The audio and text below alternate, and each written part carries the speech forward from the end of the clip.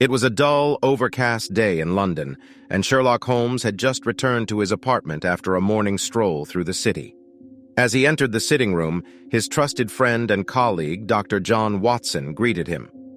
"Good morning, Holmes. Did you have a pleasant walk?" "Quite," Holmes replied, hanging up his coat and hat. "But now I have a feeling that we are in for some excitement." "And why is that?" Watson inquired.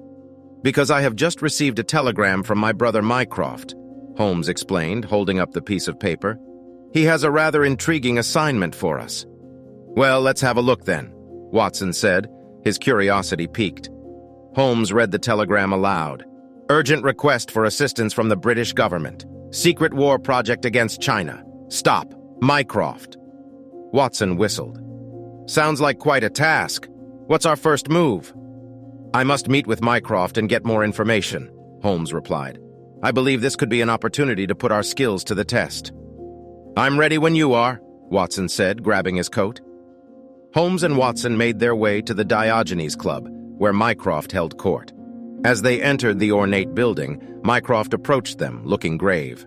"Gentlemen," he said, nodding curtly, "I'm afraid this is a matter of the utmost secrecy." "We understand, Mycroft," Holmes said, his eyes glittering with anticipation. "What can you tell us?" Mycroft led them to a private room and closed the door behind them. "The Chinese have been developing a new weapon of war, one that could change the balance of power in the world. We need to stop them before they can deploy it." "And what do you need us to do?" Watson asked. "You will be working directly with the Prime Minister and the War Office to gather intelligence and stop this project in its tracks," Mycroft explained.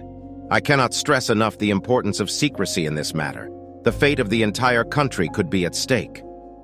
"We understand," Holmes said, his mind already racing with possibilities. "When do we start?" Watson asked, eager to get to work. "Immediately," Mycroft replied, handing them a file of documents. "Study these carefully.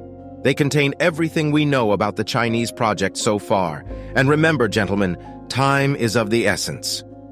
With that, Mycroft left the room, leaving Holmes and Watson to pore over the papers and begin their mission. "So what's the plan, Holmes?" Watson asked, looking up from the documents. "We'll need to start by gathering intelligence," Holmes replied, leaning back in his chair. "I believe we'll need to employ a bit of subterfuge to get the information we need." "And how do you propose we do that?" Watson inquired. "I have a few ideas," Holmes said with a sly smile.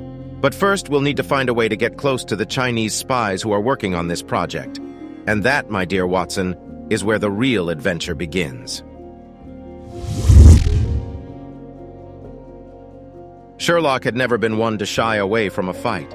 In fact, he relished the opportunity to test his physical prowess against those who thought they could best him.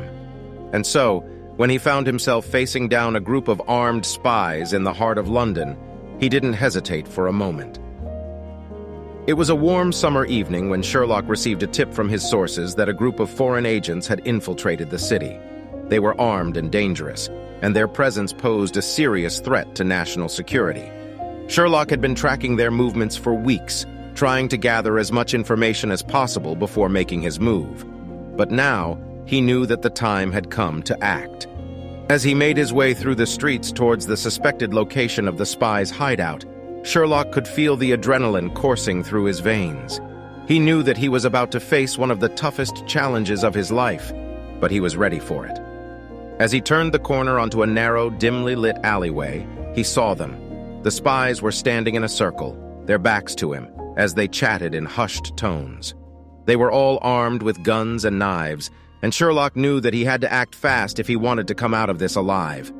Without hesitating, Sherlock charged towards the group, his fists raised in a fighting stance. The spies turned around just in time to see him coming, and they immediately opened fire. Sherlock dove to the ground, narrowly avoiding the barrage of bullets as they whizzed past his head. He scrambled to his feet, his mind racing as he tried to think of a way to take down the spies without getting shot. As one of the spies aimed his gun at Sherlock, he made a split-second decision.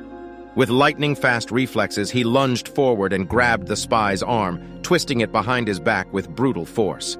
The spy screamed in pain as Sherlock held him in a vice-like grip. But Sherlock wasn't done yet. Using the spy as a shield, he charged towards the rest of the group, using his captive as a human battering ram. The other spies were caught off guard by Sherlock's sudden attack, and they stumbled backwards as he plowed into them.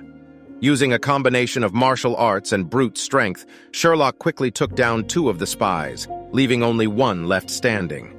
The final spy was armed with a knife, and he lunged towards Sherlock with deadly intent. But Sherlock was ready for him. He sidestepped the attack and landed a devastating blow to the spy's head, knocking him unconscious. As the last spy hit the ground, Sherlock stood there, panting heavily, adrenaline still coursing through his veins. He knew that he had just narrowly escaped death and that the fight was far from over.